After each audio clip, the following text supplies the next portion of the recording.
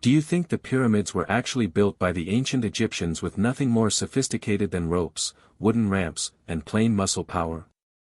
That is what is taught in the textbooks, recited in classrooms, and told by almost every tour guide who leads people across the Giza Plateau. But Graham Hancock, an author and researcher who has spent decades of his life accumulating information and questioning historical assumptions, has definitively contradicted that standard explanation. Hancock has gone on record to say that the Great Pyramid may not be a few thousand years old, but instead could be far more ancient than traditional history indicates, a building potentially constructed by a people who flourished long before Egypt's dynasties and afterwards disappeared without leaving a trace. If this kind of story touches your heart, if you're someone who cares about truth, responsibility, and speaking up for the voiceless, please like this video, subscribe to our channel Spark Science, and share it with someone who should hear it. Let's get started. His work has created intense controversies, attracted scathing criticism, and compelled researchers and the public at large to confront an extremely uneasy query: what if we don't know nearly as much about our past as we suppose we do? What are the facts of his assertion, precisely, and why do they incite so much controversy? There is only one way that can be answered. Continue watching. One of Hancock's principal arguments has ever been the lack of tangible proof for the tools and techniques Orthodox Egyptologists claim were employed to construct the pyramids. Over a century of excavation has failed to yield sufficient copper chisels, heavy-duty ramps, or wooden pulleys resilient enough to explain the building of these gargantuan structures in the manner academics account. To this enigma is added the fact that when the pyramids were allegedly constructed, the Egyptians had not yet learned the use of the wheel, a missing technology that makes the conventional explanation even more difficult to swallow. Even in the specifics of the Great Pyramid's architecture, there are glaring anomalies that never have been well explained. For example, the foundation of the pyramid is incredibly even, varying by less than an inch over 13 sprawling acres of stone. Within, the granite beams of the king's chamber were sculpted and installed with such phenomenal accuracy that contemporary engineers have acknowledged that replicating the same output with current machinery would be an extremely difficult task. These placements and cuts were not haphazard, they were deliberate, precise, and methodical. And then there is the question of scale and logistics. Most of the blocks that appear in the pyramid and in similar buildings like the Valley Temple and the Osirian are more than 80 tons in weight. Those blocks were cut at quarries like Aswan, which is hundreds of miles away. But there are no extant texts to explain how these massive stones were moved over great distances, floated up the Nile, pulled over desert dunes, and finally raised into their final positions with infinite precision. Today's engineers with cranes, steel wire, and hydraulics would be hard-pressed to accomplish the same feat, and yet, in accordance with mainstream Egyptology, it was all done with nothing but manpower, rope, and wooden sleds. Most confounding, perhaps, is the pyramid building timeline itself. In most fields of human advancement, whether in architecture, science, or engineering, the earliest attempts are crude and awkward, becoming more sophisticated as know-how expands. But in Egypt, the opposite holds true. The first monumental pyramid, the Great Pyramid of Giza, is the largest, most accurate, and most advanced of the lot. Subsequent pyramids became smaller, more sloppy, and in a few instances, fell into disrepair. If Egyptian pyramid building had a learning curve, wouldn't the highest achievement be after hundreds of centuries of experimenting and failing, not at the very start?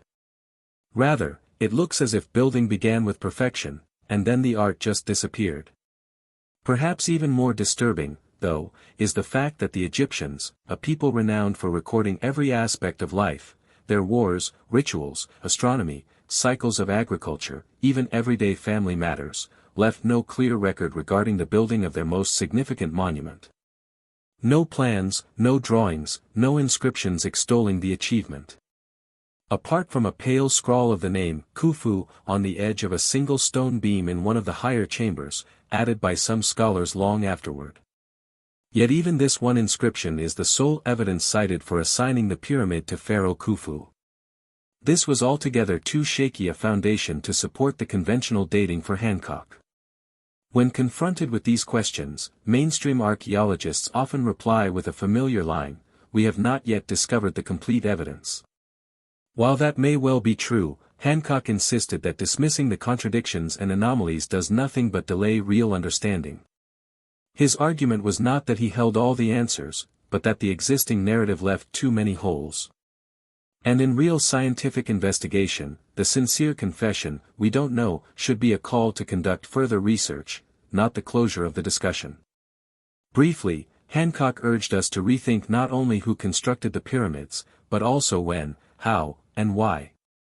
He was convinced these giant edifices were not mere graves of kings, but remnants, fingerprints of an overlooked chapter in the history of humanity, a piece of history we had only just started to relearn. To really understand Hancock's wider theory, we have to go back even earlier in time, to a disastrous worldwide event known to few people. That event is the Younger Dryas impact. Anything but pseudoscience, the Younger Dryas is an evidenced era of abrupt cooling that started about 12,018 years ago and lasted about 1,200 years. Though scientists agree this freeze did happen, how it happened is disputed. A rising community of scientists, who make up the Younger Dryas impact hypothesis, believe pieces of a comet hit Earth at the time. Evidence supporting the case consists of platinum-rich geological layers, microscopic spherules, and molten glass-like objects found all over North America and Europe, all evidence of cosmic impact. It accounts for much: ubiquitous fires, cataclysmic climate interference, and the extinction of incalculable large animals. Perhaps it even explains why human development seemed to plateau or even reverse during this period. For Hancock, this was the missing piece. He claimed that there had been a higher, global civilization, not a civilization with satellites and computers, but one with ships, advanced masonry, and astronomical understanding, destroyed in this disaster. In his view, this civilization existed on coastlines now submerged beneath oceans following post-ice age sea level rise. When the Younger Dryas event hit, it wiped out large areas, leaving survivors inland. The survivors brought pieces of their knowledge and passed them to new cultures, which developed into the civilizations we know today: Mesopotamia, Indus Valley, and ancient Egypt. Within this paradigm, the pyramids were not creations of the dynastic Egyptians but inheritances, legacies from an age that was forgotten. Egypt itself may have been a recovery culture, resurfacing from the rubble of disaster, bearing myths, tools, and shards of memory of the preceding civilization. To Hancock, the Great Pyramid was more than a tomb or a monument, but rather a vehicle of higher purpose, perhaps even a warning or a marker left for posterity. Ancient mythology appeared to resonate with this hypothesis. Flood legends are almost ubiquitous: the Sumerian epic of Ziusudra, the Babylonian legend of Utnapishtim, the biblical account of Noah, the Greek story of Deucalion, and the Hindu legend of Manu. All are narratives of disaster, salvation, and stored knowledge. Hancock thought these were more than allegories but corrupted cultural recollections of an actual catastrophe. He also associated Plato's story of Atlantis with the same lost world. Plato had spoken of a sophisticated seafaring people wiped out by natural disaster, in a single day and night of calamity. Most scholars write this off as allegory, but Hancock thought it was a remembrance of real events, handed down by Egyptian priests to Greek philosophers. The account matched impressively well with the timing and destruction of the Younger Dryas. From this point of view, the Great Pyramid could be a remnant of that pre-cataclysmic civilization.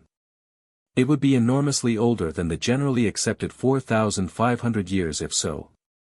More significantly, it would change our whole conception of history. Civilization, in Hancock's theory, did not evolve in one smooth line from primitive tribes to today. It rose, was catastrophically ended, and had to rise again. This is the reason why Hancock broadened his scope outside Egypt. Locations such as Göbekli Tepe in Turkey and Nan Madol in Micronesia could be the remains of the same lost culture. Göbekli Tepe, at around 9600 BC, already recompiled history by establishing the existence of monumental building decades prior to agriculture or writing. Its stone rings and sophisticated engravings showed an intellect light years advanced over what mere hunter-gatherers ought to have been able to achieve. For Hancock, this was not a fluke, it was the pattern. To him, the true tragedy is not that there is no evidence, but that so much of it has been discounted. Blind adherence to accepted chronologies keeps us in the dark about anomalies that might enrich our understanding of who we are and where we came from. Hancock never pretended to know for certain. What he demanded was the bravery to pose tough questions and to follow where evidence leads, even if doing so undermines the pillars of mainstream history. At the heart of Graham Hancock's thesis is a sweeping claim: we have been deceived about one of the most enduring monuments on the planet, the Great Pyramid of Giza. Conventional Egyptology tells us it was constructed circa 2500 BC by Pharaoh Khufu, employing copper chisels, wood sledges, and the brute power of tens of thousands of laborers. Hancock challenged not only the means, but the very chronology and the makers. According to him, the Great Pyramid was not built by the Egyptians we read about in school books, but was an heirloom of a far earlier people with expertise in engineering, astronomy, and geometry. Throughout numerous books, lectures, interviews, and now a large documentary series, Hancock has adhered to this repeated assertion: the pyramids are at least 4,500 years older than they are said to be. In Fingerprints of the Gods and Ancient Apocalypse, he offered geological clues, astronomical alignments, and architectural precision as evidence that the Great Pyramid and the Sphinx might have been built around 10,500 BC, well before dynastic Egypt existed. He dated this to the wake of the Younger Dryas cataclysm, reasoning that remnants of a lost world transmitted their wisdom to rising cultures such as the Egyptians, Sumerians, and Mayans. Most critically, Hancock never claimed aliens constructed the pyramids.